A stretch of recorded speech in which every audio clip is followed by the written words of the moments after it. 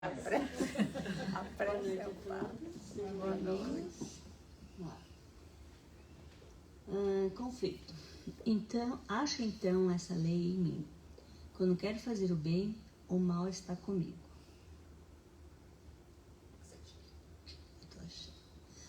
Os discípulos sinceros do Evangelho, à maneira de Paulo de Tarso, encontram um grande conflito na própria natureza. Quando sempre são defrontados por enormes dificuldades nos testemunhos. No instante justo, quando lhes cabe revelar a presença do divino companheiro no coração, eis que uma palavra, uma atitude ligeira os trai, diante da própria consciência, indicando-lhes a continuidade das antigas fraquezas. A maioria experimenta sensações de vergonha e dor. Alguns atribuem as quedas à influenciação de espíritos maléficos e geralmente procuram o inimigo no plano exterior, quando deveriam sanar em si mesmo a causa indesejável de sintonia com o mal.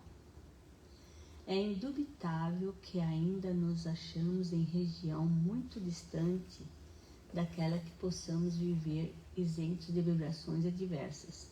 Todavia, é necessário verificar a observação de Paulo em nós próprios.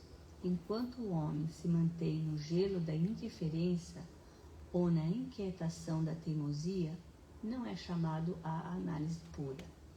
Entretanto, tão logo desperta para a renovação, converte-se ao campo íntimo em zona de batalha. Contra a aspiração bruxuleante do bem, no dia que passa, levanta-se a pesada bagagem de sombras acumuladas em nossas almas, desde os séculos transcorridos. Indispensável, portanto, grande serenidade e resistência de nossa parte, a fim de que o progresso alcançarão não se perca. O Senhor concede-nos a claridade de hoje para esquecermos as trevas de ontem, preparando-nos para o amanhã, no rumo da luz imperecível. Isso aí. Muito obrigada e boa noite. Boa noite. Não podemos ir por passe sem passar pela prece, né? Prece, palestra, passe. É isso mesmo. PPP. Muito bem. Então vamos elevar os pensamentos ao alto, ou mantê-los elevados, agradecendo a Deus, nosso Pai, pela oportunidade de estarmos aqui reunidos uma vez mais, agradecendo ao Mestre que sempre nos ampara e à espiritualidade amiga que já presente nos inspira, nos acompanha, fazendo que esses ensinamentos, calando fundo em nossos corações, nos auxiliem a ser um pouco melhores a cada dia. Te pedimos, Senhor, inspira-nos para que saibamos, reconhecendo as nossas limitações, as nossas necessidades da busca de valores nobres, que saibamos reconhecer através desses ensinamentos a fortaleza de seguir em frente e não olharmos com culpa para o passado em que cometemos tantos erros. Seja conosco, inspirando-nos, fortalecendo-nos, a todos que aqui nos encontramos, bem como aqueles que não puderam vir no dia de hoje, também a espiritualidade que aqui se encontra, que possamos todos ser amparados para estarmos a cada dia, como disse o nosso irmão Kardec, um pouco melhores do que no dia de ontem. Pedimos também pelo orador da noite que possa trazer de forma clara os seus estudos e assim possamos compreender mais da sua justiça, mas principalmente do teu amor. Sê conosco hoje e sempre e que assim seja. Que assim seja. Bom, então hoje volta a casa, né? Nosso querido amigo aqui, o Ayrton, que veio lá do KSSF, a gente pegou ele emprestado um pouquinho, porque ele já veio fazer, né, uma palestra. Quem não teve a oportunidade, essa aqui é a parte 2. Ele já veio anteriormente começar, né, essas leis divinas, E vai terminar, então, esperemos, né? Para que a gente possa não ficar nas seguintes cenas do próximo capítulo, que foi muito interessante, né? Mas, com certeza, seremos aqui auxiliados na compreensão dessa primeira revelação à luz do Espiritismo.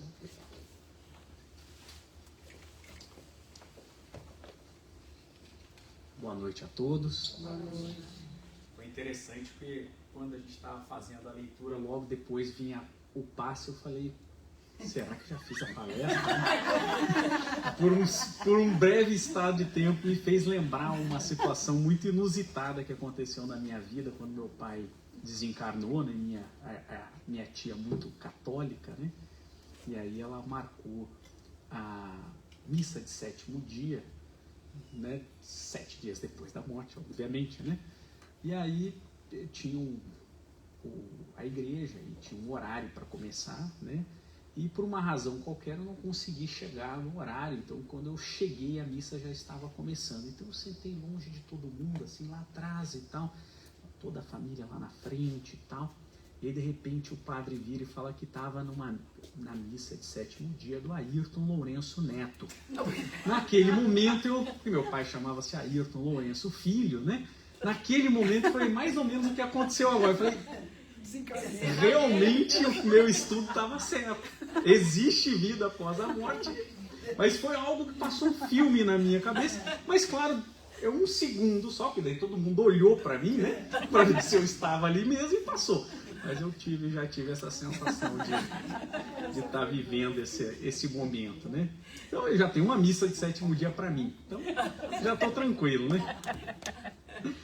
Vamos lá, a gente vai dar continuidade ao nosso estudo. É claro que a gente já falou bastante na primeira, só para retomar para quem não estava aqui, eu vou falar rapidamente, porque eu parei no segundo mandamento, né? Então nós estamos estudando os 10 mandamentos, né, sobre a luz do Espiritismo, de como que ele foi trazido, né? E é algo bastante importante, porque isso essa primeira revelação, é o início de toda a caminhada, né, dentro disso que nós chamamos escola religiosa monoteísta. Porque, claro que nós tivemos precursores de toda essa ideia, mas é natural que tudo isso surge e é a base dos 10 mandamentos. Tanto que Cristo disse que não veio revogar a lei, mas fazê-la cumprir. E Kardec, na mesma toada, coloca lá no Evangelho segundo o Espiritismo, eu não vim revogar a lei, né? E coloca exatamente a importância de a gente entender esses mandamentos, claro, com uma nova roupagem, com uma roupagem mais moderna, com exemplos mais modernos, mas naturalmente sem perder a essência. Então a gente teve uma releitura já desses 10 mandamentos em Deuteronômio, não é novidade o que a gente está fazendo. O próprio Deuteronômio, que em grego significa a lei de novo, então quando veio lá em Êxodo os 10 mandamentos, quando você olha em Êxodo, parece, vocês já leram em Êxodo os 10 mandamentos? Não? Leiam, parece uns 35 mandamentos. Não está escrito assim, não existe isso aqui que está assim. Quando você lê lá, parece uns 35. Você fala assim, cadê os 10? Cadê o número? Como é que funciona isso? Né? Tanto que vem em Deuteronômio, já é uma interpretação trazida já numa modernidade pelos próprios judeus do seu tempo. Né? Cristo vem e faz uma releitura em alguns pontos, porque alguns estudiosos da Torá, eles nos falam que a Torá tem 70 faces. Então, às vezes, eu estou aqui apresentando só uma face dela para a gente. Isso é como se fosse uma cebola que a gente vai descascando, vai vendo, vai aprofundando, e na medida que a gente vai estudando, isso acontece com qualquer estudo. Quando a gente pega, por exemplo, há 2000 anos atrás, que vocês estão estudando, libertação. E às vezes libertação também, qualquer livro, né? Paulo Estevão, né? Acho que é o livro que eu mais gosto de todo, Paulo Estevão, né? A gente já fez N estudos de Paulo Estevão, e toda vez que a gente pega novamente para estudar, você fala, será que o Emmanuel colocou isso agora? Porque acho que não tinha nessa edição anterior, né? Que é a mesma que a gente estava trabalhando, mas é que a gente vê com outros olhos, com outra leitura, com outra cabeça. A gente já não é mais aquela mesma pessoa. E naturalmente a gente vai fazendo essas interpretações, né? Então lembram do primeiro mandamento? Qual é?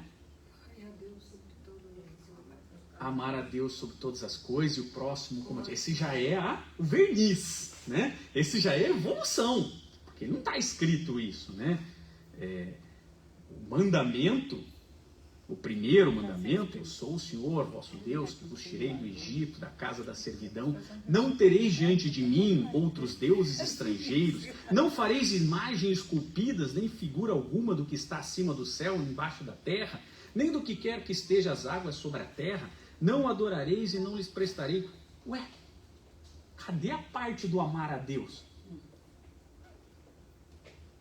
Porque a gente já vem fazendo releituras, já vem tentando entender.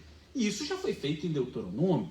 A melhor interpretação, só para que a gente, porque o primeiro mandamento é muito importante, então a gente vai seguir rapidamente, só para a gente ficar na mesma parte, que a gente já ficou quase meia hora nesse primeiro mandamento da outra vez. Porque ele é a base para entender todos os outros.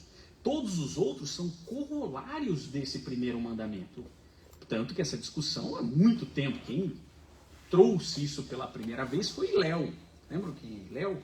É o avô do Gamaliel, o mentor de Paulo de Tarso. Ele tinha a grande interpretação de que o primeiro mandamento é o que você precisa para chegar à vida eterna. Ou mundo de regeneração, ou como a gente chega no processo evolutivo. Então a interpretação do primeiro mandamento é que você só ama a Deus quando você materializa esse amor no seu próximo.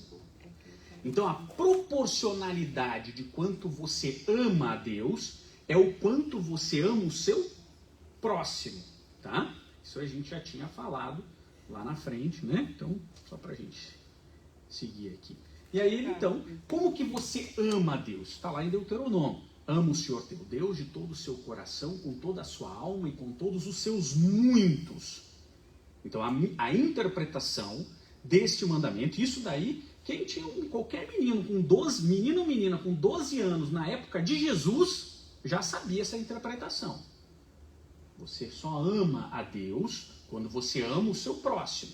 E você só ama o seu próximo quando você ama a Deus e ao seu próximo de todo o seu coração, ou seja, com racionalidade, porque os hebreus do tempo achavam que a sede da razão estava no coração, diferente de como nós entendemos hoje, que está no cérebro, e os espíritas que está no espírito, e não nesse órgão físico cérebro, né?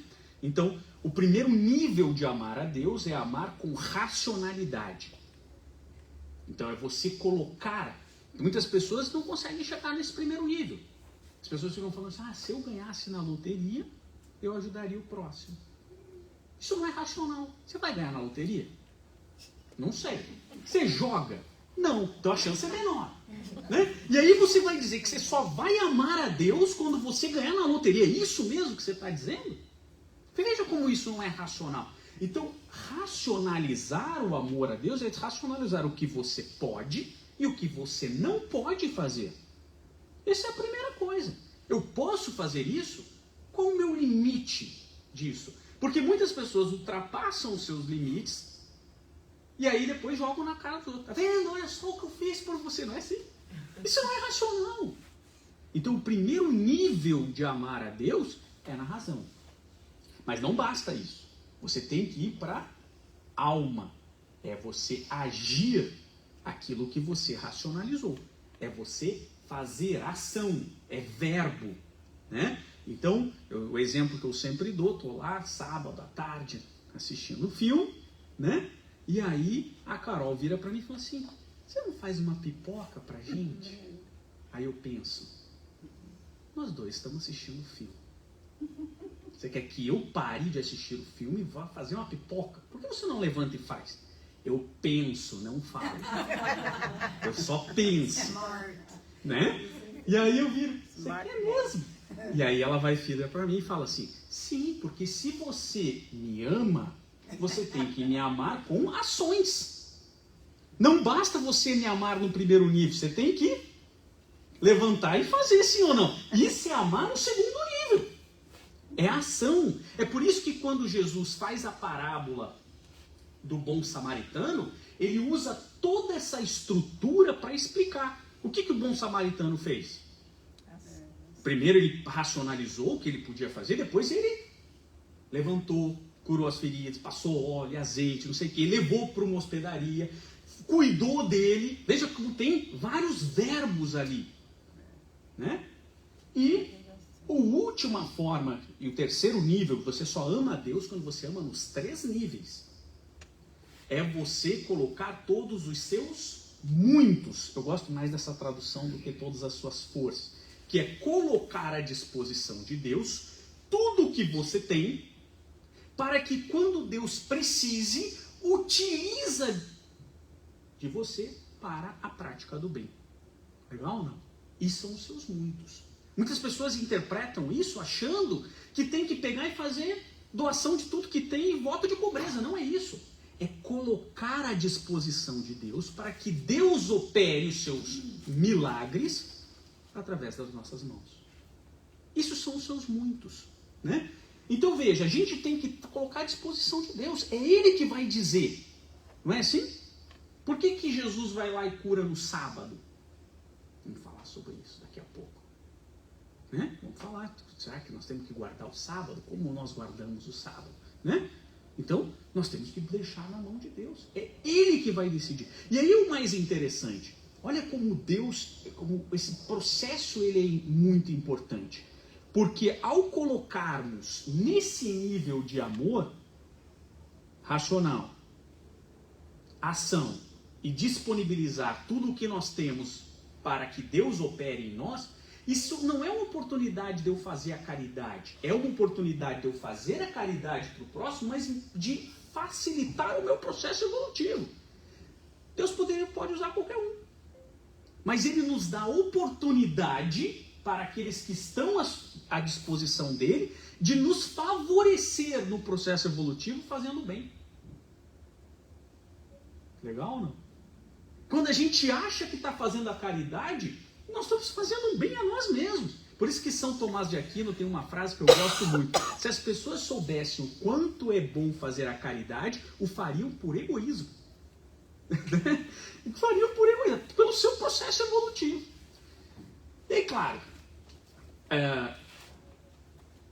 lá em Levítico tem sobre essa questão de quem é o próximo. E essa era a grande discussão de quem era o meu próximo. Na verdade, em aramaico, que era o que se falava naquele tempo, não existia esta palavra próximo. Era irmão. Tá? Então, quando a gente chama de próximo, é uma interpretação melhor. Já é uma escrita. Mas a pergunta é, quem é o meu irmão? Quando lá o doutor da lei vira para Jesus e pergunta, quem é o meu irmão? E veja como isso é uma interpretação. Eu, por exemplo, tenho um irmão e uma irmã. Aí a minha irmã pede a minha ajuda e eu falo, não. Deus disse que eu só tenho que ajudar o meu irmão. A minha irmã não. Faz sentido isso? Veja como a interpretação é algo complexo, né? Quando ele está lá e pergunta para Jesus, quem é o meu próximo? Porque se tinha aqui essa discussão, quem é o próximo? É só os filhos de Israel ou não? E é o que a gente discute isso até hoje, sim ou não? Nós continuamos a mesma coisa discutindo quem é o meu próximo. Tá, se tiver green card eu ajudo, se não tiver, não sei. Se tiver isso eu ajudo, se torcer para o meu time, talvez. E a gente continua perguntando quem. Só que Jesus vai lá e nos coloca ao contrário. Isso é genialidade de Jesus. Jesus nos coloca como caído. E ele fala assim, quando você estiver caído, porque ele coloca a gente como caído lá na parábola, sim ou não? Ele não diz quem é, ele não dá identificações, né? Descia de Jerusalém para Jericó, não dava para saber se ele era judeu ou se não era, porque Jericó era a cidade do pecado, Jerusalém era a cidade santa, metaforicamente falando, a época de Jesus. Então, você não sabia se ele estava purificado, se não estava, se era bom, se era ruim. O objetivo de Jesus era nos colocar. Quando a gente olhar o caído, somos nós. E aí Jesus, de maneira genial, fala assim, quando você estiver caído, você quer ajuda de quem? Qualquer um, né? Ai, eu não gosto de homossexual negro. Aí você tem um ataque cardíaco, vem uma ambulância, desce um negro homossexual, você vai falar, não encosta em mim porque eu não gosto de homossexual. É isso? Ou você vai falar, pelo amor de Deus, me ajuda, qualquer um? Porque é esse que Jesus vai operar. Deus vai operar para que te ajude, para que quebre essas carcaças erradas, equivocadas.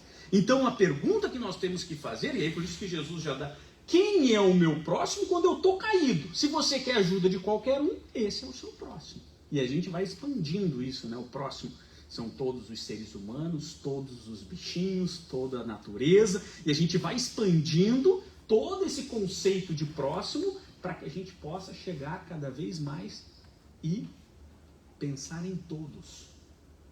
Sem distinção. Sem distinção. Sim ou não? Não é genial? É genial. Então, e aí já a depuração desse mandamento é o que nós chegamos nesse ponto, mas claro que isso aqui já é o resumo, né? Esse já é o resumo, há uma profundidade.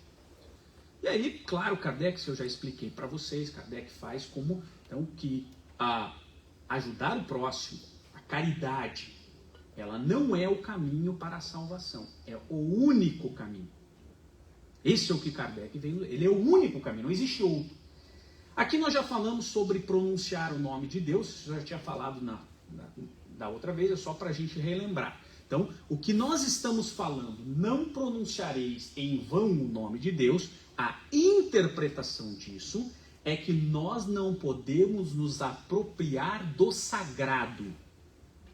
Nós não podemos, em nome de Deus, praticar coisas mundanas. Esse é o grande desvio da humanidade. Por isso que Jesus tanto condenou os fariseus. Lembra? Ai de vocês, raça de víboras, não entram no céu e não deixam entrar aqueles que querem, porque são sepulcros caiados.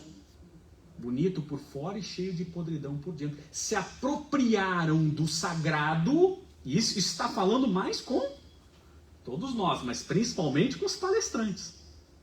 Não se aproprie do sagrado para se auto-beneficiar. Essa é a lição. Então não é porque eu não posso falar Deus, eu não posso falar o nome de Deus. Isso é uma bobagem. Aí a gente muda e fala assim, eu vou falar oh my gosh, para não falar oh my God. É bobagem. O que eu não posso é me apropriar do sagrado. Por quê? É o que disse Emmanuel.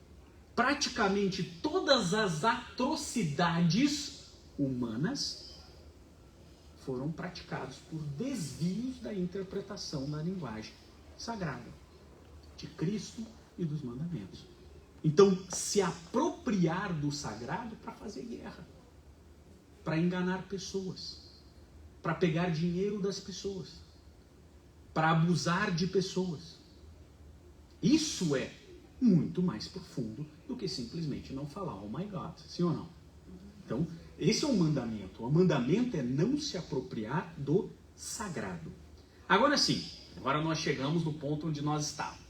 Não podemos, lembrai-vos de santificar ou guardar o dia de sábado. E esse é uma loucura, sim ou não? Esse é uma loucura, porque todo mundo fala, agora o que eu faço? Guardo. Primeiro a gente tem que entender o que é santificar. Para os hebreus, santificar é guardar com cuidado. Não tem nada a ver com santo no sentido religioso cristão atual, tá? O santo e tal. O santo dos santos é o lugar sagrado do sagrado, é o guardado do guardado, certo? Que é onde, então você tinha. Então, olha, eu vou dar palestra, guarda a minha janta, santifica a minha janta. É guardar com cuidado. Não é só guardar um pouco para eu chegar da palestra e comer. Restar. É colocar ali as moscas, pousar em cima. Não é isso. Também isso não é tirar santificar. o seu primeiro, não. Também não é tirar o meu primeiro. Certo. É cuidar para que quando voltar, ter aquilo ali. Então isso é um santificar. Tá? Agora, o problema é que nós temos, então não temos que fazer nada no dia de sábado, sim ou não? É isso? Porque essa é assim que é a interpretação de muitas escolas religiosas.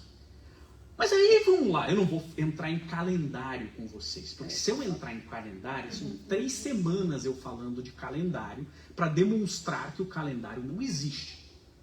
Isso é uma ficção criada. O próprio calendário gregoriano, esse que nós vivemos, já perdeu 7 anos. Na verdade, nós estamos 7 anos à frente. Sabiam disso? Não. Pois é. Porque quando se trocou do calendário gregoriano do juliano para o gregoriano, já se perderam 7 anos. E todo mundo sabe, isso é científico, não sou eu que estou inventando. Tá? Nós não somos 7 anos mais velhos, nós estamos 7 anos mais à frente. Tá? Então hoje seria 2032, por esse calendário que vocês seguem. Né? E aí você vai ter o seguinte, beleza. Olha como o calendário é louco. O calendário conta antes de Cristo e depois de Cristo, sim ou não? E Cristo nasceu no dia 25 de dezembro do ano que ele nasceu. Não, ele só pode ter nascido no dia 0, no ano 0, sim ou não? Para fazer essa conta, sim ou não? Ano 0 não existe. Então já começa tudo errado. Tá tudo errado, tudo errado. Então já começa assim. Que dia é hoje mesmo? Deixa pra lá. Deixa pra lá. Tá, mas como é que eu vou guardar o sábado se eu não sei qual é o dia de sábado? Isso é bobagem, senhor. Se a gente começar a ficar pensando qual... E quando começa o sábado? Na sexta. Para os judeus, sexta-feira, 6 horas da tarde. Para nós, sábado, 00:01. Tá, mas então eu guardo qual sábado? Veja como se a gente vai entrar nessas discussões infantis, a gente não vai chegar onde que nós precisamos. E o que é isso? Bom, se nós estamos falando aqui do sagrado, está se pedindo para que você trabalhe 6 dias para você e disponibilize 1 dia para Deus. Isso é guardar o sábado. Guardar o sábado, veja, você quer ir para o mundo de regeneração? Legal. O caminho é você deixar 16% do seu tempo à disposição de Deus para que Deus opere sobre você. Isto é guardar o sábado. Não é o dia de sábado. É o tempo. O tempo à disposição de Deus. Ele podia ter escrito, né? 1 dia. Guardar 1 dia. Guardar 1 dia, mas a gente precisava usar da analogia da Gênese. Quando foi escrito ali, precisava usar daquela analogia que era da criação da Gênese, porque não dava para explicar. Eu tenho uma palestra sobre a comparação da Gênese bíblica com a evolução planetária científica, e aí você vai ver que faz sentido. Ué, que legal! Agora, claro que aquilo ali é uma história, porque no 4º dia Deus criou o Sol e a Lua. Mas, peraí, como assim? Se o dia é contado com o Sol, como é que ele foi criado no 4º dia? Tem alguma coisa errada. Pois é. Então se a gente vai achar que aquilo ali é história, aquilo ali é metafórico, para a gente poder compreender as coisas. Não dá. Lembra que quando isso era falado para aquelas pessoas, ele era o pós-macaco. Eles tinham acabado de descer da árvore e estavam tentando entender Deus. Dá para contar o período Jurássico, o período Cretácico. Eles não iam nem entender, eles te matavam antes. Por muito menos queimavam as bruxas. Então veja, não dá para... Então isso é metafórico. Precisava fazer uma analogia, que tudo precisa, e aí Kardec vai desenvolver isso de uma maneira muito mais brilhante, né? A lei do trabalho, a lei do descanso, parari, como que funciona isso, e vai colocar isso. Mas o fato é que nós temos que disponibilizar no mínimo 16% do nosso tempo para que Deus opere. Quanto tempo nós estamos disponibilizando? Pois é, para isso que existe essa regra. Agora, se você quiser, tanto que esqueça o 1º mandamento, se você quiser ir para mundo puro, esqueça o 1º mandamento. Você tem um outro mandamento. Mas aí não vamos trabalhar agora. Mas foi Jesus que falou. No último momento, lá na Santa Ceia, ele estava lá conversando com todo mundo, mesmo Judas que tinha saído para trair ele, e ele estava lá, todo mundo, e falou assim, olha pessoal, o negócio é o seguinte, eu vos dou um novo mandamento, ame ao seu próximo como eu amei. Então esquece, se você não quiser ir para o mundo de regeneração e quiser ir direto para o mundo puro, o mandamento é amar o próximo como Jesus amou. E aí você esquece isso aqui. Legal ou não? Legal. E aí tem uns caras que resolveram esquecer isso aqui e dedicar 95% do seu tempo para Deus. Vocês acham que eles foram para onde? Essa é a proporção. Então, se a gente quer o primeiro, as 10 mandamentos é para ir para o mundo de regeneração. Então eles estão colocando aqui, ó, a pegada para a gente, tá? Que é isso aqui. Agora, você pode fazer mais. Agora, o mínimo que a gente tem que disponibilizar é disponibilizar. Isso não é matemático, né? Mas 16, porque fazer a caridade não é só estar aqui. Fazer a caridade, você pode fazer a caridade no seu trabalho, você pode fazer a caridade com as pessoas do seu lado, você pode fazer no trânsito. Sim ou não? Nós podemos estar praticando a caridade, porque o conceito de caridade veio de uma maneira brilhante trazido por Kardec, que revolucionou todo o conceito, porque até então a gente falava de caridade e pensa o quê? 1 quilo de feijão. 10 esmola, né? Aí você fala assim, não, toda vez que eu dou 1 quilo de feijão, eu estou fazendo a caridade. Não sei. A pessoa pode pegar 1 quilo de feijão e falar, você quer estar com fome? Pega então. Joga na pessoa. Isso é caridade? Não, mas eu dei 1 quilo de feijão. Não, você não deu 1 quilo de feijão, você jogou na pessoa. E não é isso que as pessoas estão fazendo? Muitas vezes, quando a prática da caridade, pega isso aqui, ó. Eu estou disponibilizando esse meu tempo aqui para você está fazendo o quê? Isso é caridade. Isso é a caridade? Ou a caridade trazida por Jesus? Porque quando Kardec pergunta, ele fala assim, ó, quero saber o conceito de caridade para Jesus. Como ele entendia a caridade. E aí vem lá, benevolência para com todos, indulgência para com os erros alheios e o perdão das ofensas. Isso é a caridade para Jesus. E 1 quilo de feijão pode estar contido aqui, sim ou não? Mas talvez, da forma com que nós dermos, humilhando o nosso próximo, não estará. Sim ou não? E aí vai depender. Então o conceito é mais amplo. Então a gente deve disponibilizar para realmente praticar a caridade. E um mínimo de 16%. Ou vocês achavam que era sábado, depois das 6? Ou antes, depois da meia-noite? Não é. Nós temos que expandir a nossa mente. Ver o que de fato eles querem por trás das letras. Legal ou não? Honrai o vosso pai e a vossa mãe, a fim de viverdes longo tempo na terra que o Senhor vosso Deus vos dará. Esse é o outro mandamento. Olha que coisa fantástica. Então veja, a primeira coisa importante aqui é que ele não está falando que nós temos que respeitar nossos pais e nossas mães, sim ou não? Também não está falando que nós temos que amar nossos pais e nossas mães, sim ou não? Nós temos que honrar. Isso é mais profundo do que isso. Ah, mas o meu pai me abandonou. Está dizendo que é só para aqueles que cuidaram? Está dizendo, honre seu pai e sua mãe, mas desde que ele tenha cuidado de você. Tem alguma condicionante nessa frase?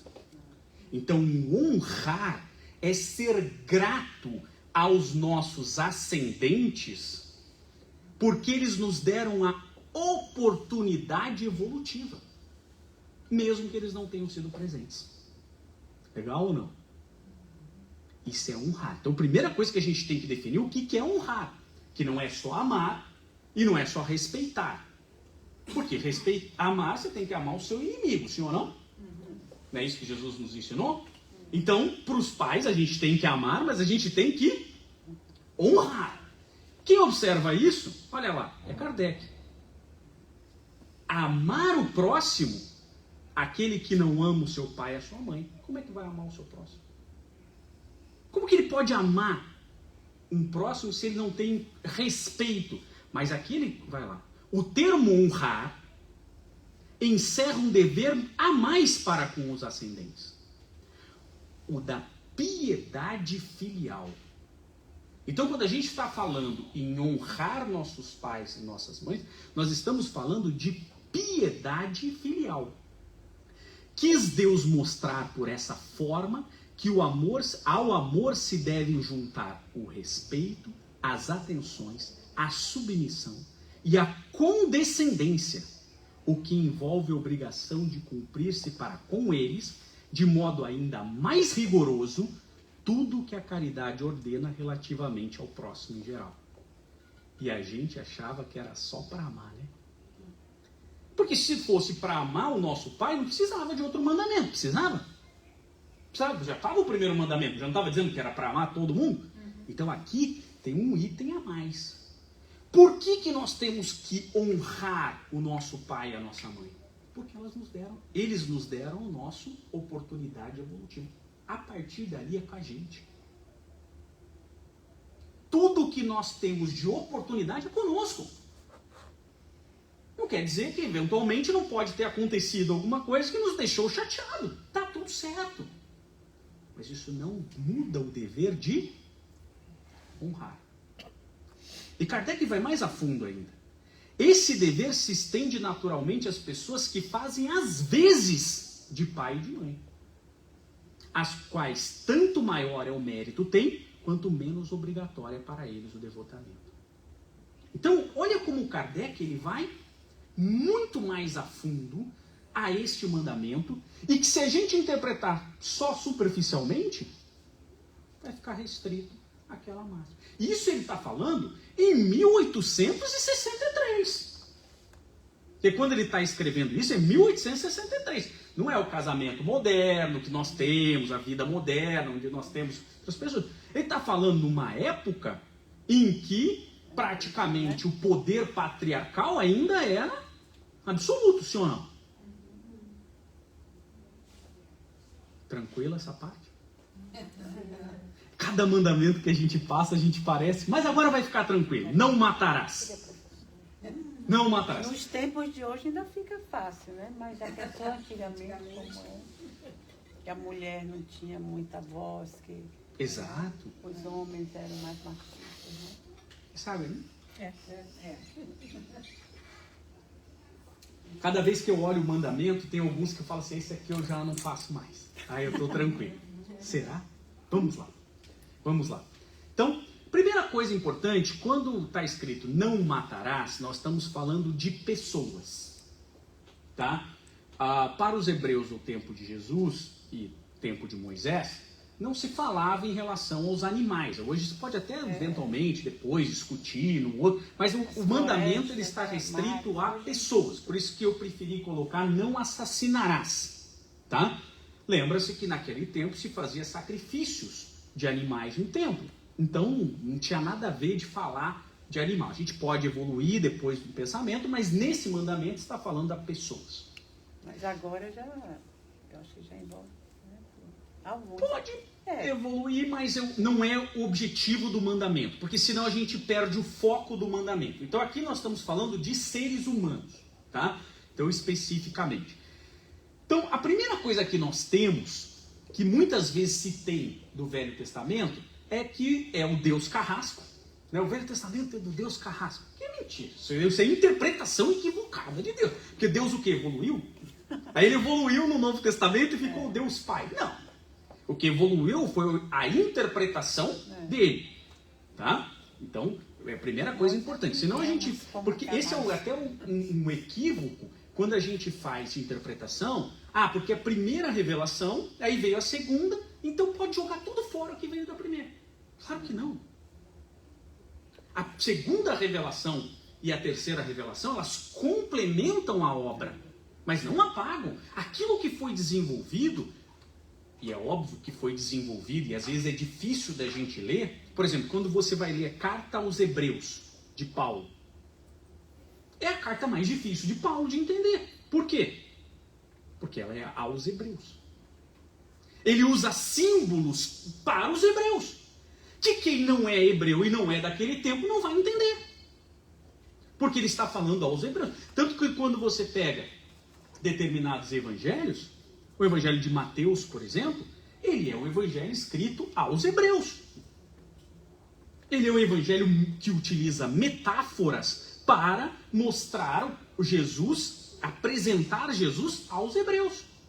Por isso que ele começa com aquela linguagem, ele começa com aquela linha sucessória de Jesus, desde Adão e tal, não sei o que lá, a Maria Virgem, não sei o que lá, porque isso tudo é para cumprir profecia. Outros evangelistas nem falam sobre esse assunto. Por quê? Porque não estão escrevendo aos hebreus. Então a primeira coisa importante. Então, e é uma interpretação equivocada. Porque olha na passagem que Caim matou Abel. Todo mundo conhece, ou não? Caim vai lá, mata Abel. E aí o que acontece a partir de então? Então, Deus metaforicamente pergunta a Caim, eu sei que a história, lembra que é uma metáfora. Porque lembra que tinha Adão, Eva, eles foram expulsos do paraíso e tiveram um filho. 3 filhos. Sim ou não? Mais um foi Caim, Abel e Sete. Porque ninguém fala do Sete, porque... e Sete casou com a prima. Não, peraí. Mas não De onde é que saiu essa prima? Eu perdi esse capítulo dessa série, né? Onde é que estava essa prima no paraíso? Ela não estava no paraíso e era prima de quem? Filha, mas qual o tio? Não faz sentido. De onde que estava? foi Parece aquelas séries da Netflix distópicas que de repente você perde um negócio. Cadê aquele capítulo? Tá faltando um capítulo aqui, né? Porque na verdade é uma metáfora. Então Caim mata Abel, porque tinha ciúmes de Abel. E aí o que acontece com aquela história? Ele vai ser... Aí Deus pergunta: onde está Abel? Aí Caim meio assim, quer ser meio grosseiro com Deus, falou assim: agora eu tenho que dar conta do meu irmão. É mais ou menos isso que ele fala. Ele falou assim, E aí Deus, percebendo isso, fala: eu percebo, essa é a tradução, né? Eu percebo que você matou o seu irmão. A terra jorra sangue, não sei o que, parari, parari. Aí ele falou assim: agora você vai ter que espiar. É isso que ele está dizendo. Agora você vai ter que espiar. E você vai vagar pela terra. Aí Caim fala assim: mas eu não quero esse castigo. Porque a gente só quer plantar o mal. A consequência do mal eu não quero. Porque todo mundo que me encontrar vagando pela terra vai me matar. E aí Deus fala o que para ele? Não vai acontecer isso. Não vai acontecer isso. Você vai vagar pela terra, mas não será assim. Se alguém matar Caim, sofrerá 7 vezes a vingança. O que ele quer dizer? Não é lei de talião. Você matou Caim, alguém vem e te mata. O resgate é pela expiação e depois vai ter que reparar. Mas não é matou. Veja como é a interpretação errada. Ao próprio Velho Testamento. Essa lei de talião não está escrita no Velho Testamento. Ela foi incorporada pela tradição, porque ela foi escrita na Babilônia. Está lá escrita no Código de Hammurabi. E lembram que os hebreus foram escravos na Babilônia, sim ou não? Então isso trouxe da cultura, que já era uma evolução normativa. A lei de talião é uma evolução normativa, tá? Que foi consubstanciada na regra olho por olho, dente por dente, que todo mundo conhece, para não extrapolar o seu limite de defesa. Você vai lá e mata o meu filho. Eu vou lá e mato a tua família inteira. Aí você vem e mata a minha cidade toda. Aí eu vou lá e mato todo. A lei de talião, ela veio trazer um equilíbrio normativo, dizendo: se você matou o meu filho, eu tenho o direito de ir lá e matar o seu filho. Mas eu não tenho o direito de ultrapassar esse limite normativo. Interessante ou não? Porque muitas vezes a gente acha que é ruim, sim ou não, a lei de talião. Ela é ruim aos olhos de hoje. Mas há 4.000 anos atrás ela não era ruim. Ela já era uma evolução normativa. Por isso que o rei Hammurabi manda colocar a lei no Código de Hammurabi. E passa a vigir. Mas não é essa a lei de Deus. Olha como não é. Veja como uma interpretação equivocada. Era cultural, porque era uma normativa interessante. Era bom para aquele povo daquele tempo, mas isso não é o que está escrito no Velho Testamento. Tranquilo isso, sim ou não? Porque senão a gente vai achar que matou, tem que morrer. Agora, Jesus, ele vem fazer um aprofundamento deste dispositivo. Porque a gente acha que é só para não matar, sim ou não? Olha o que Jesus disse. Vocês ouviram o que foi dito aos seus antepassados. Não matarás. E quem matar estará sujeito a julgamento. Mas eu digo a vocês que qualquer que se irar contra o seu irmão estará sujeito a julgamento. Também que disser ao seu irmão raca, louco, será levado ao tribunal. E qualquer que disser louco corre o risco de ir para o fogo do inferno. E a gente estava achando que era só matar, né? Ok. Portanto, se você estiver apresentando a sua oferta diante do altar e ali se lembrar que seu irmão tem contra você, deixe a sua oferta ali, diante do altar, e vá primeiro reconciliar-se com seu irmão. Depois volte e apresente a sua oferta. Entre em acordo depressa com o seu adversário, que pretende levá-lo ao tribunal. Faça isso enquanto ainda estiver a caminho com ele, pois caso contrário poderá entregá-lo ao juiz, o juiz ao guarda, e você poderá ser jogado na prisão. Eu garanto que não sairá de lá enquanto não pagar o último centavo. Então veja, a primeira coisa que Jesus faz um aprofundamento é: não ofenda o seu próximo. A regra não é só para matar. Não ofenda o seu próximo. Não faça mal contra o seu próximo. Porque aquele que o fizer vai ter que responder por isso. E a resposta divina é pesada, sim ou não? Ou como nós podemos aperfeiçoar, né? Como nós entendemos a resposta divina? Que quando eu cometo uma falha para com o meu próximo, eu tenho que primeiro reconhecer o meu erro. Depois eu vou ter que me arrepender dele. Eu reconheço, me arrependo. Aí eu vou ter que passar pela expiação para saber o quanto dói aquele erro, para que eu não faça mais. Porque a expiação é uma lição para nos colocarmos na posição de caído. E o quanto dói ser caído. E aí você vai passar pela prova de que você realmente não vai fazer mais isso. Reparando. E tá tudo certo? Não. Aí você vai para reparação. Fácil, não? E a gente achou que era fácil. Mas é por isso que Jesus falou: veja, não faça isso. Mas comigo o caminho é leve e o jugo é suave. Por quê? Porque eu vos dou um outro passo. Como que você resgata sem passar por isso? Benevolência. Caridade. A prática da caridade é o que diz Emmanuel. Aquele que estiver labutando no bem terá suas faltas suspensas para a eternidade. É por isso que Jesus disse que o caminho dele é mais suave. Ele falou assim: olha, porque quando você erra com o seu próximo, você tem que fazer um processo. E esse processo pode durar várias encarnações. Mas eu vou deixar um outro caminho. Eu vou deixar. É por isso que ele era o caminho, a verdade e a vida. Ninguém vai ao Pai senão por ele. Um caminho mais suave. Esse é o caminho com Cristo. Mas a gente pode optar em sem ele, sim ou não? Dá um pouco mais de trabalho, mas chega lá também, sim ou não? Demora. O problema é que a gente sobe, cai, sobe, cai, sobe, cai. E aquele que estiver praticando a caridade, esse não vai cair. O pior é você reconhecer o erro quando chega lá, né? Se arrependeu, ainda não, volta. Exato. Né? Isso está lá. Se vocês pegarem, eu tenho uma palestra sobre isso, Código Penal da Vida Futura, em que explica, Kardec explica o passo a passo e as consequências disso tudo. Mas é mais fácil pela caridade, sim ou não? É mais fácil. Vamos para o próximo. Não cometereis o adultério. Esse eu estou tranquilo, sim ou não? Pergunta legal. Quem que adultera mais, o homem ou a mulher? O homem. O que vocês acham? O homem.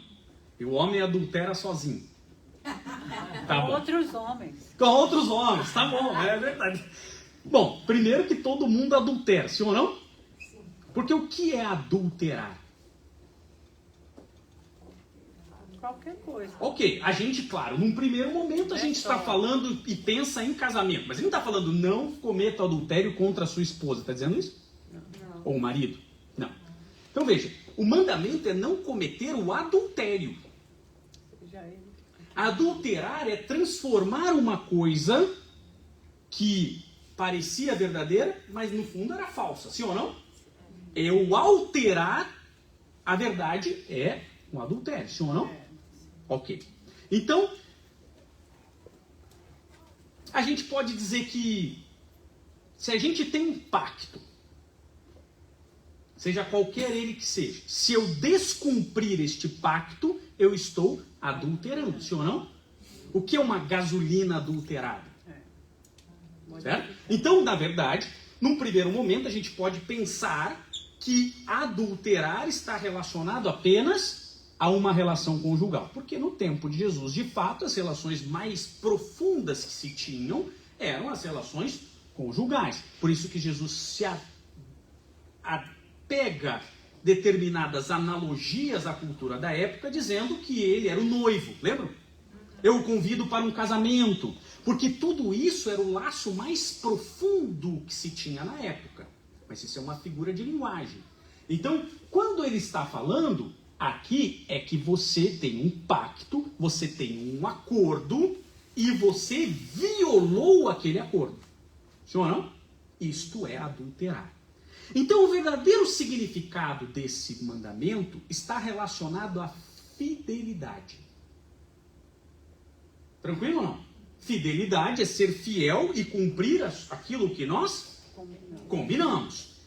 Claro que nós estamos falando de uma fidelidade conjugal, mas eu também posso estar falando num nível de de fidelidade com o próximo, sim ou não? Sim. Eu estou sendo fiel àquilo que eu me comprometi?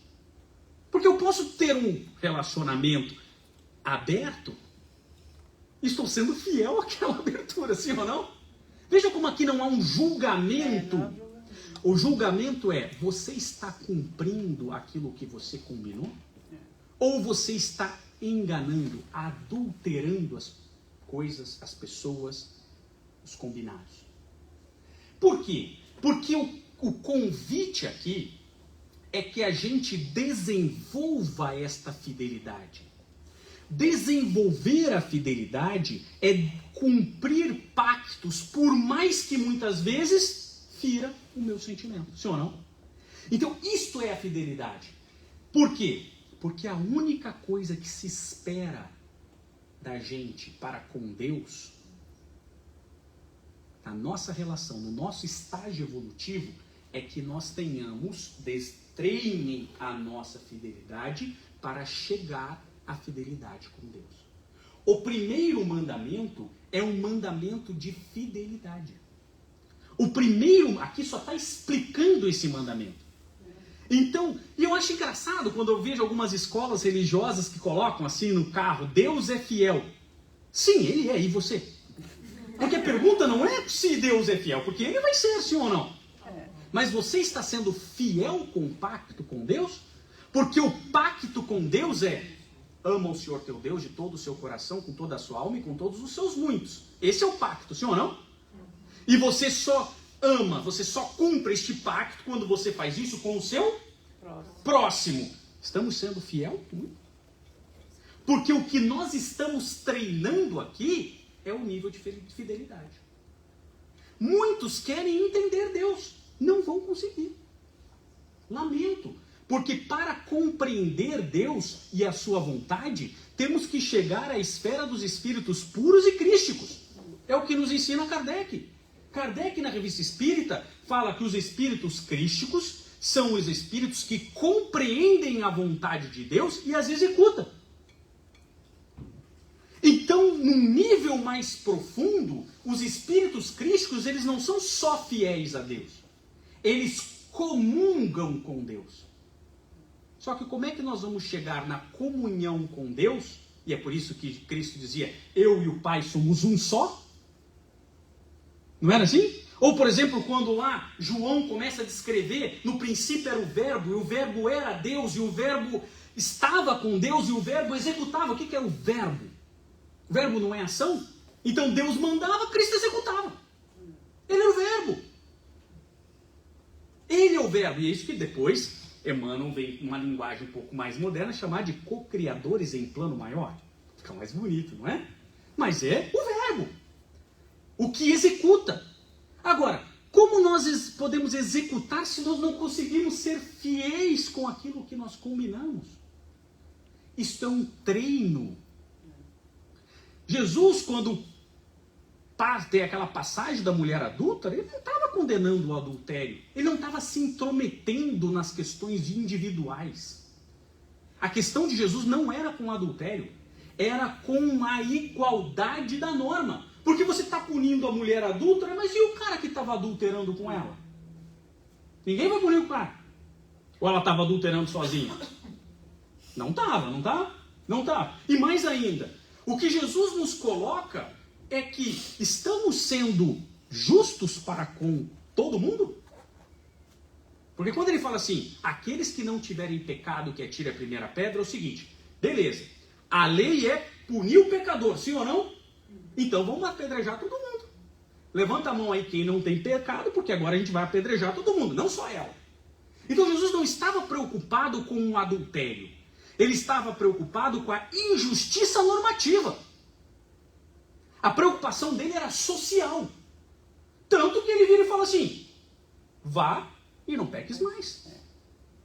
Ele não diz assim, olha, você está errado, olha só, deixa eu te falar o que é a questão do adultério. Ele não está falando isso. Ele fala isso, dá lição de moral nela. Eu não a julgo. Ele fala isso, eu não a julgo. Vai e não peques mais. Porque a questão ali não estava relacionada ao adultério. Estava a cumprir o pacto. Legal ou não? E eu pergunto, vocês estão sendo fiéis para com seus cônjuges? Para com seus filhos? Para com seus pais? Para com seus amigos? Para com seus empregos? Para com a sua casa espírita? Estamos cumprindo o pacto? Porque se não estamos, estamos cometendo adultério. Estamos adulterando. Legal, não? A gente achava que era só trair, né? A gente estava, a partir de hoje, estamos na linha. Não roubareis. Esse eu não faço. Esse eu não faço. Então, roubar, no sentido genérico da palavra, né? Você subtrair coisa alheia móvel para si ou para outrem. No caso de roubo, é mediante violência ou grave ameaça, mas a gente está falando genericamente. Talvez aqui seria não furtarás, do ponto de vista jurídico, né? Porque furto, a diferença entre o furto e o roubo o furto é subtrair coisa alheia móvel para si ou para outra, e o roubo é subtrair coisa alheia móvel para si ou para outra mediante violência ou grave ameaça. Tá? Mas aqui a gente não está entrando em termos jurídicos. Aqui nós estamos falando que nós não devemos pegar nada que é do próximo, sim ou não? Sim? Tirar algo do próximo. Então, num primeiro momento, a gente pode concordar, e a gente já concordou sobre isso, por isso que eu tive que refazer a parte introdutória, que o nosso amor a Deus é aferido na proporcionalidade quanto nós amamos o nosso próximo, sim ou não? Sim ou não? Sim. Ok. A gente só demonstra então que ama a Deus quando a gente ama o próximo. Legal. Quando a gente pensa em subtrair alguma coisa de alguém, a gente está pensando no carro, na joia, no dinheiro, sim ou não? Sim? Não materialmente falando. Mas não é só. Mas existem também coisas imateriais que podem ser pego. Sim ou não? Uma ideia, uma imagem, colega, a esperança, a paz. Não tem uns vizinhos que gostam de roubar nossas paz? Não tem? Espero que a gente não seja o vizinho, né? Então, a gente pode pensar que tirar alguma coisa de alguém pode ser algo material e também pode ser imaterial. Sim ou não? Ok. Senão, só para a gente ficar todo mundo na mesma página. Senão a gente está pensando só que eu não vou mais lá no supermercado e não pego mais um chocolate da gôndola. Sim ou não? Tá, beleza. Não, só pra gente poder. Eu posso, por exemplo, pegar coisas que são imateriais do próximo, como a imagem, a ideia, a paz, parari e parará. Sim ou não? O tempo. Tem gente que é especialista nisso, né? Roubar o tempo dos outros. Eu, por exemplo, que não paro de falar, né? Então, Vocês concordam comigo que quando existe uma diferença entre roubar e comprar, sim ou não? Sim. Legal. Então, a diferença principal é que quando eu roubo, eu pego alguma coisa de alguém sem dar nada em troca. Sim ou não? E quando eu compro, a grande diferença entre comprar e roubar é que quando eu dou algo em troca equivalente. Sim ou não? Então, eu posso estar roubando quando eu não estou sendo proporcional. Sim ou não? Então, o grande mandamento sobre não roubará está ancorado na reciprocidade. Sim ou não? Então, se eu faço algo para o meu próximo e o próximo faz algo recíproco, isso poderia ser enquadrado como compra e venda. Agora, se eu faço algo para o meu próximo e ele não faz nada e vice-versa, não há reciprocidade no pagamento. Sim ou não? Sim ou não? Sim. Ok. Só para a gente poder ficar na mesma página. Senão, a gente não consegue construir essa linha de raciocínio. Então, tudo que eu fizer para o meu próximo que não for equivalente, proporcionalmente recíproco, eu poderia estar ganhando algo em cima dele e, consequentemente, poderia estar roubando dele? Sim. Legal, não? Vamos dizer, por exemplo, se eu compro uma casa e a pessoa está passando necessidade, ela custa 200, e eu vou lá e falo, olha, eu vou te pagar 50, eu estou sendo recíproco e proporcional? Não. Vocês concordam comigo que se eu extrapolar os critérios de reciprocidade, tornando essa relação injusta, eu poderia estar roubando? Sim ou não? Então, toda vez que eu não estou sendo recíproco, eu posso estar violando este mandamento. Sim ou não? E aí eu pergunto, estamos sendo recíprocos com nossos familiares? Estamos sendo recíprocos com os nossos amigos? Com a nossa relação de trabalho? Com o nosso centro espírita? Aquilo que ele nos dá, nós estamos devolvendo? Ou só estamos sugando? Porque o roubar é mais do que só pegar uma coisa material, sim ou não? Ninguém vem aqui no centro e pega essa cadeira e leva para casa. Ou pelo menos não faz mais, né? Legal. Mas estamos nos apropriando sem reciprocidade nas nossas relações ou estamos sendo recíprocos em todas elas? Porque se nós violarmos, ainda que seja um centil, estamos incidindo nesse mandamento. Legal ou não? Muito legal, né? Eu achava que eu nunca tinha roubado ninguém, né? Mas quer ver uma coisa? Quando o nosso irmão vem e rouba uma cadeira e nós escrachamos ele, eventualmente nós não estamos roubando a tarefa de Deus? Porque a Deus cabe o poder de julgar as pessoas, sim ou não? Sim. Uau! E quando eu roubo o lugar de Deus, quando eu julgo implacavelmente o meu próximo, talvez eu esteja praticando, ou não esteja praticando o mandamento, sim ou não? Esse é um cuidado. Veja como num nível mais profundo, a gente tem que se alertar, porque senão a gente cai na superficialidade. Não, então você julga, Julga, condena, pune e tal. pune tudo. E a gente se apropria de Deus, se apropria da função de Deus.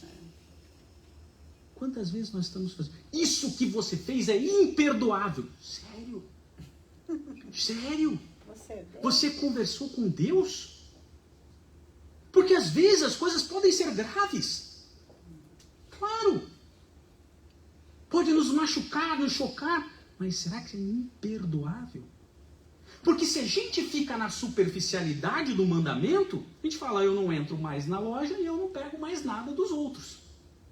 Sério? Porque o nosso objetivo é nos colocar numa zona de desconforto. Porque senão a gente acha que já está chegando perto de Deus. Ou perto de Cristo.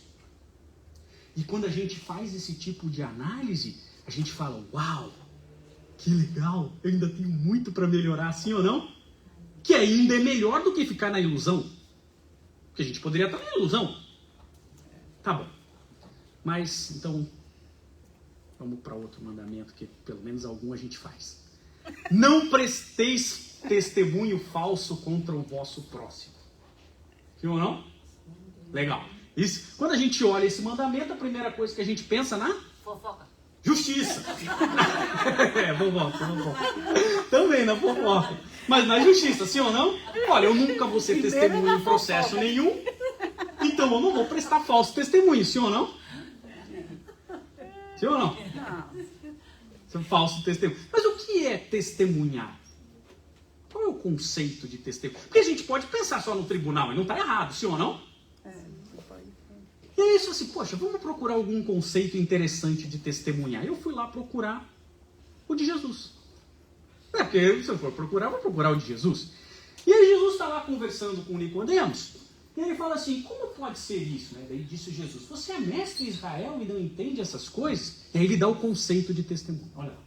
Asseguro que nós falamos do que conhecemos e testemunhamos do que vimos. Mas mesmo assim vocês não aceitam o nosso testemunho. Pera aí. Então o conceito de testemunhar algo para Jesus é falar de algo que você conhece e daquilo que você viu. Sim ou não? É. Ok, legal. Então, consequentemente, fazer um falso testemunho é falar de algo que você não conhece e não viu. Pandemia, Covid 2029.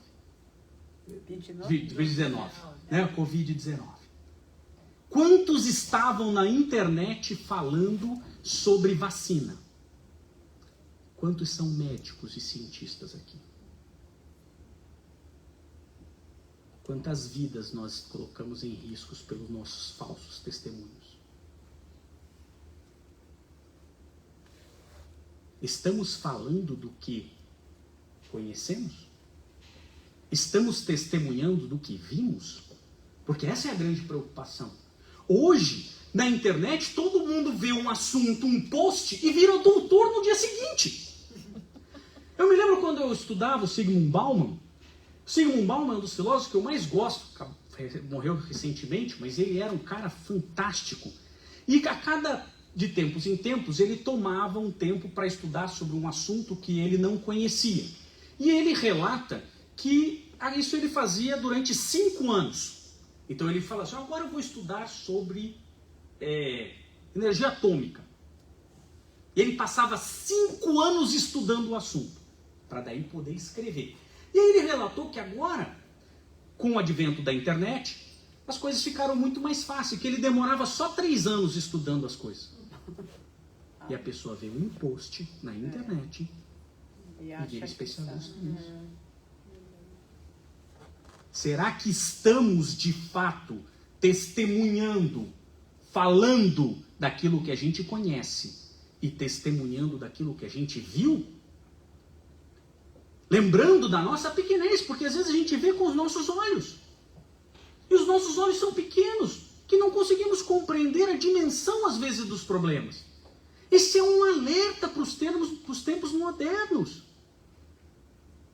Isso é um alerta para todos nós. Quantas brigas familiares foram instaladas por uma discussão de internet que era mentira.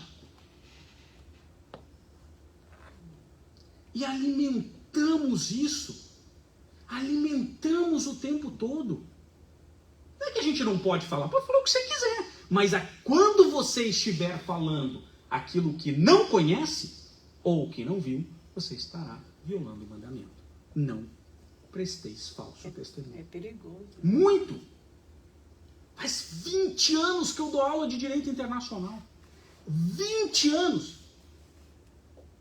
E aí vem um presidente que começa a fazer um monte de coisa que eu nunca vi. Nossa, que legal quando a gente estuda e não sabe nada. Caraca, eu que dava aula para juiz no Brasil. Dava aula para... E não sei. E não é tão legal ser ignorante, sim ou não? Porque nos motiva a estudar. Nos motiva, hein? Cara, que legal, deixa eu ver essa outra parte, deixa eu estudar isso. Agora, o problema é quando nos apossamos de uma verdade, a gente percebe que muitas vezes as discussões, elas não são travadas para enriquecermos. São travadas para eu ganhar. Eu tenho que ganhar, não importa o que eu vou falar, eu tenho que ganhar. Isso não é conhecimento. Tanto que Kardec, o último livro que ele escreve, o último livro de Kardec, qual é? O mínimo que você tem que ter numa biblioteca espírita. E ele dá uma lista de volumes e livros que você tem que ter, que é o mínimo que você tem que saber para ter uma biblioteca espírita. E dentro do penúltimo capítulo ele coloca dos opositores do espiritismo. Para que a gente possa desenvolver o conhecimento, veja o outro lado, estude o outro lado. E aí você pode tirar uma conclusão. 3 anos o Zygmunt Bauman. Zygmunt Bauman, não sei se vocês conhecem, cunhou a teoria do mundo líquido moderno. Que o mundo é líquido, ele não é mais sólido, tudo é líquido, as coisas mudam, os padrões mudam. E aí você tem um cara que nunca viu nada sobre doença, nunca estudou uma coisa e falando sobre coisa que não conhece. Ayrton, mas eu posso falar? Pode. Mas lembre-se, no Código Penal da Vida Futura, nós somos responsáveis por todo o mal que nós fizermos ao nosso próximo. E se eu motivei o próximo a cometer um mal contra ele mesmo, haverá minha responsabilidade. Não cometereis falso testemunho. Legal ou não? E a gente achou que não cumprir. Último, para a gente ir embora então, os últimos 2. Então, não desejeis a mulher do vosso próximo. Não cobiceis. Isso eu vou trabalhar os 2 juntos, eles são diferentes, tá? Inclusive, durante muito tempo na história se trabalhou eles juntos de maneira para depreciar a mulher, e não é isso que eu quero fazer aqui, tá? Eu vou trabalhar juntos por uma razão, mas se fazia piadas e anedotas depreciativas, e não é esse o meu objetivo. E, aliás, vocês são muito melhores do que a gente, está na Bíblia, né? Lógico. Vocês leram, não leram? Você já sabe. Pô, tá escrito lá na Gênesis. Deus fabricou o homem. Aí ele viu que tinha uns problemas, fez um upgrade no software e fabricou a mulher. Não foi isso, mais ou menos? Atualizando, sim ou não? Foi ou não foi? O upgrade foi... O upgrade foi a mulher, sim ou não? E no homem não mudou nada, deixou lá. Continuou sendo o mesmo homem de Neandertal de todos os tempos. Não, os homens são bacanas. Tanto que o upgrade, e aí não sou eu que estou dizendo, o upgrade que foi dado é Chico que diz. Isso não importa, o espírito, ele não é homem ou mulher. Mas o upgrade que foi dado ao corpo feminino é a possibilidade da geração da vida e de se aproximar, Chico, não sou eu, se aproximar do amor de Deus. Legal ou não? Isso é legal, não é? Se aproximar do amor de Deus, quando você doa parte de si para trazer alguém ao mundo. Claro que eu, como sou muito egoísta com as minhas filhas, eu digo, se eu fui lá e botei uma moedinha na máquina de refrigerante, o refrigerante sai de lá, é meu ou da máquina? É meu. Mas é que eu sou egoísta, ainda tenho que superar essa parte. Não desejeis a mulher do próximo. Não cobiceis a casa do próximo, nem o seu servo, nem sua serva, nem o seu boi, nem o seu asno, nem qualquer das coisas que lhe pertençam. Então aqui o primeiro ponto importante é que não há uma proibição ao desejo. Porque muitas pessoas interpretaram esse dispositivo de maneira errada. Eu não posso desejar. Claro que pode. Veja, a gente não fica feliz quando compra um carro novo? Uma casa nova? Uma coisa que a gente desejava, fruto do nosso trabalho? Sim ou não? Legal. Então não há problema nenhum no desejo. Isso é a primeira coisa que a gente tem que quebrar. Porque durante muitos anos, na escola religiosa tradicional, e eu não estou condenando, era uma interpretação que se tinha, se condenava você obter coisas, a usura e todas essas coisas que vinham. Depois, com a Revolução Protestante, isso começa a se quebrar e tudo mais. Mas o fato é que se condena. E até hoje, por conta de termos vivenciado em várias experiências religiosas, ainda nos sentimos, às vezes, culpados por comprar um carro novo. Não sentiu? A gente fica feliz e sente culpa, sim ou não? Isso é fruto de não quebrar essa crisálida. Você comprou esse carro fruto do seu trabalho? Você trabalhou para isso? Você se dedicou e é uma coisa que você está feliz? Te faz feliz? Tá tudo bem. Aliás, não sou eu que estou dizendo isso. Mas desejar a mulher do próximo, Não, não. não. Então, desejar não é um problema. Onde está o problema? Primeiro, depositar a sua felicidade nas coisas materiais. Exclusivamente. Então, o primeiro grande problema é depositar na coisa material a sua felicidade. Por quê? Porque ao não considerar que somos efêmeros, somos peregrinos nessa caminhada e que vamos deixar a maioria das coisas que nós temos, sim ou não? Depositamos a felicidade no lugar errado. Sim ou não? Então, esse é o grande ponto. Então, o que a gente leva daqui?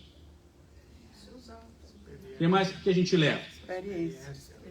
O estudo, aquilo que a gente fez, tudo que a gente estudou, os amigos que a gente granjeou, sim ou não? E a caridade que a gente fez.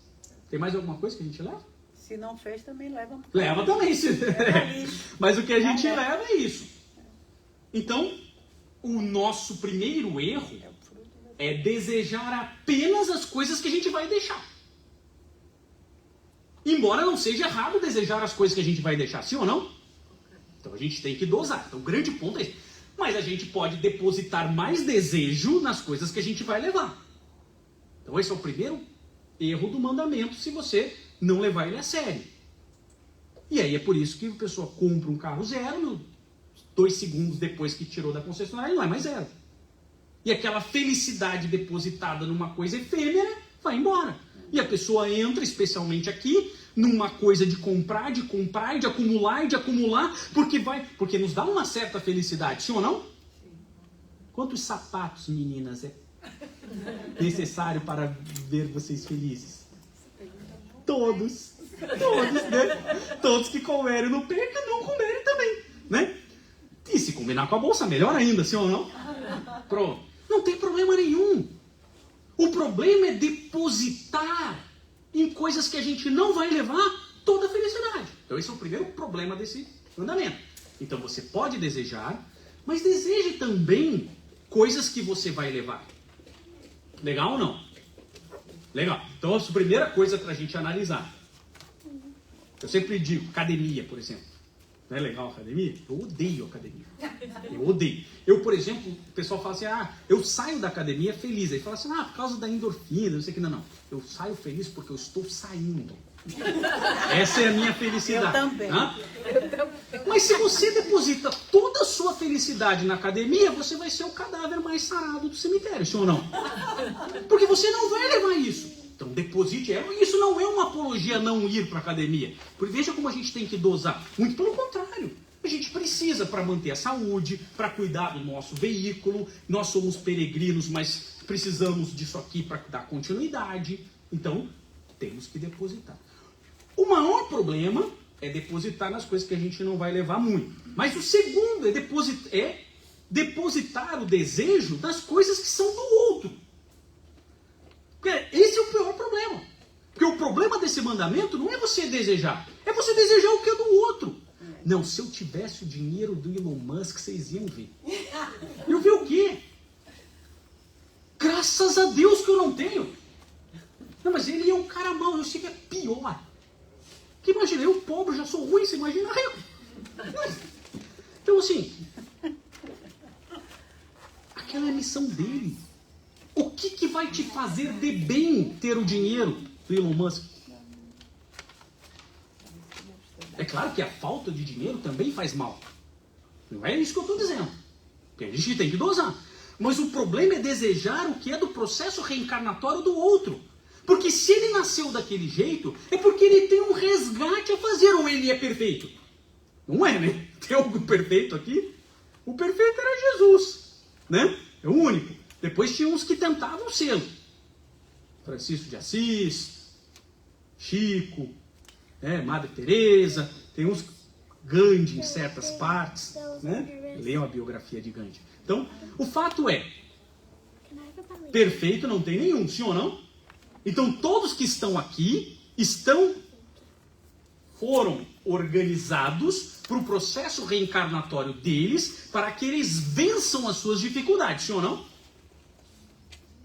E ele pode estar vencendo ou não. O que nós queremos com o dinheiro dele? O que o dinheiro dele vai afetar o nosso processo reencarnatório? Se nós estamos desta maneira, é porque nós fomos equipados com aquilo que nós precisávamos para vencer essa batalha, sim ou não? E mesmo assim a gente não consegue vencer. Quando as coisas estão muito difíceis, não tem os das DR com Jesus? Eu tenho. Semana passada, retrasado, briguei com ele feio. Fiquei um tempo sem falar. Nem vi que ele estava certo. Voltei a falar. Meio birrento. Mas daí quando eu voltei, falei assim, não dá para parcelar essa daí em 3 encarnações? Eu negocio, vocês não negociam? Eu negocio, peço para parcelar, peço para dar uma... E ele me responde rápido. Ele me responde rápido. Não responde para vocês? Responde rápido. Olha, quando eu tive um problema seríssimo, um ano atrás e tal, eu fiquei muito bravo, mas muito. Pensa num cara bravo. Eu briguei, você quer, papapá. Sério? Eu lembro exatamente, era uma terça-feira. E eu meio que tive uma ideia, você faz isso com os caras que trabalham para você, bem que estava certo mesmo, por isso que você tem poucos amigos mesmo, e tal. Aí comecei a brigar com ele e tal, não sei o que, parari, ele me respondeu rápido. Marisa me mandou mensagem, aí vai ter um problema na palestra de domingo. Você pode fazer a aula e a palestra que o palestrante faltou. Então, mas lembra, tem quarta, domingo a aula, domingo a palestra, o outro domingo a aula, que já era sua. E aí a palestra, tudo bem? Tudo bem. E aí, Tereza me mandou mensagem. Aí, você pode fazer uma palestra pra gente na segunda-feira, não sei o que, parari? Falei, posso. A Líbia, eu desliguei um segundo depois, a Líbia me manda uma mensagem. Aí, terça-feira que vem, porque eu tenho um problema com o mesmo palestrante que faltou. Assim, síntese da história. Eu dei 18 palestras naquele mês. E aulas. 18. E ele me respondeu rápido. Essa é a resposta de Cristo. Eu falei assim, você está bravo, você está se sentindo injustiçado, e de fato você não fez nada nessa encarnação. Trabalha nessa para que na próxima você não tenha que passar por isso de novo. Veja como a resposta é rápida. A resposta é rápida. Cristo nos responde. Então para que eu quero ter a vida do outro? Se o meu processo reencarnatório eu tenho que vir aqui e continuar falando para evitar o que eu fiz das outras, que é desvirtuando as pessoas com a palavra. É isso. Agora você vai trabalhar de graça. A gente é bem pau, mas para ver se você agora toma jeito, porque já não adiantou nas outras. Bacana. Faz sentido ou não? E aí eu falei, você tem razão, mas eu vou ficar umas 2 semanas sem falar com você de qualquer maneira. Fiquei, depois eu voltei, porque ele é bonzinho, né? Ele me perdoa e tal, mas o fato é esse. Não deseje o que é do próximo, porque nós estamos nessa encarnação equipados com tudo o que precisamos para vencer estes desafios. Essa é a lição desse mandamento. Isso não significa que você não pode desejar uma casa nova, não pode desejar um carro novo. Agora não deseja o que é do outro. Porque o outro tem processo reencarnatório dele. Eu, claro, que eu fico pensando que eu gostaria de ter, assim, aquelas provas difíceis, ser rico, bonito e inteligente. Gostaria de ter essas provas. Eu não sou. Eu vou ter que trabalhar com o que eu tenho. E assim, esse é o processo. Esse é o caminho. Faz sentido, senhor? Isso é um alerta. Esse último mandamento é um alerta para o nosso processo reencarnatório. Além de cumprir aquele lá, faça aquilo que foi dado de presente para você. Porque a reencarnação é um presente. E é por isso que Kardec termina dizendo que esta lei é de todos os tempos e todos os países. E tem por isso o caráter divino. Conversar sobre as leis mosaicas é nos dar conta de quanto ainda precisamos no nosso processo evolutivo. Uma boa noite.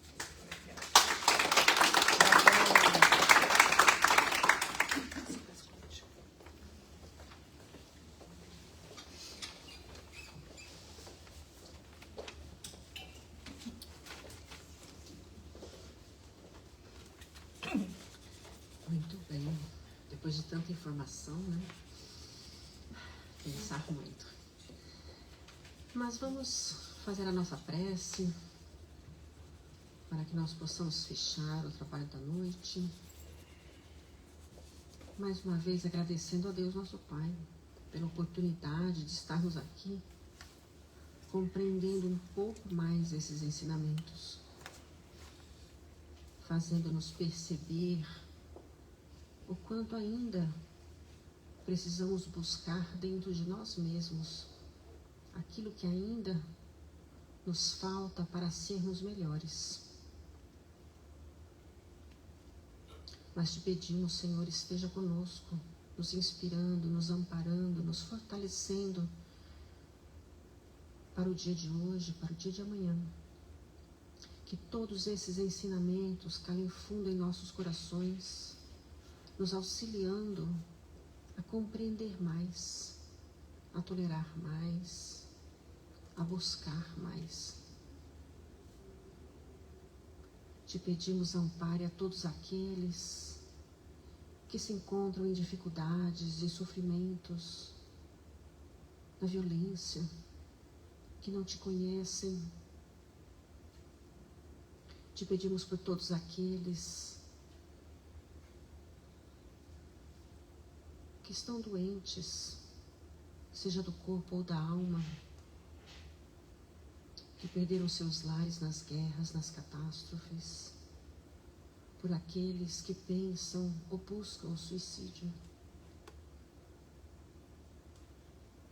Te pedimos, Senhor, por todos aqueles que neste momento, assim como nós mesmos, precisamos de Ti, de sentir a Tua presença amorosa, a Tua força, para que consigamos vencer a nós mesmos, a essa batalha que ainda persiste em nosso ser.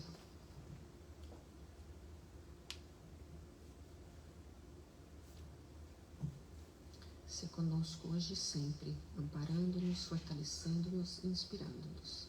E que assim seja. Que assim seja. Vamos pedir aos passistas que venham aqui à frente. Nós vamos fazer um passe coletivo.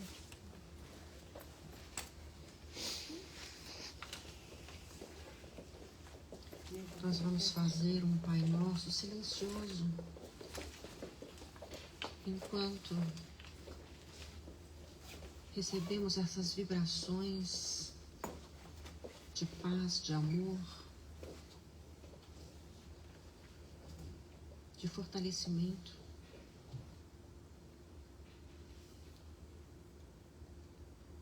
Mentalizem-se em si mesmo ou em aqueles que sabemos em necessidade.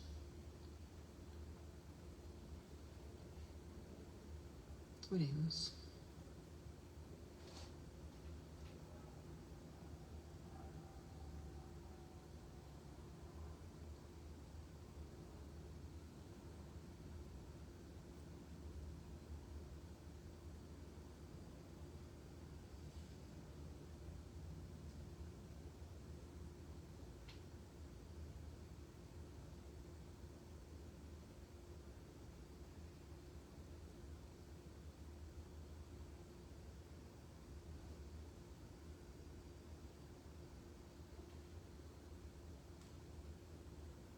Te agradecemos, Pai, uma vez mais.